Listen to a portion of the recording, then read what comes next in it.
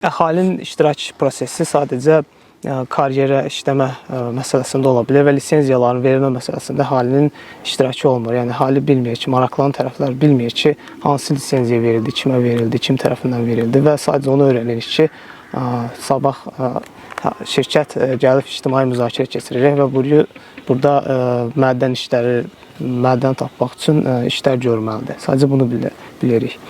Ən pis tərəfi də odur ki, şirkət iri lisenziya ərazilərində işləyərkən proyekti böyük proyekt şəklində yox da, xırda proyektlər şəklində görür və bu şəkildə görəndə ətraf mühitə təsir dokumenti nə əsasən ziyan daha az görünür və yavaş-yavaş bu proyekti bu şəkildə böyüdür.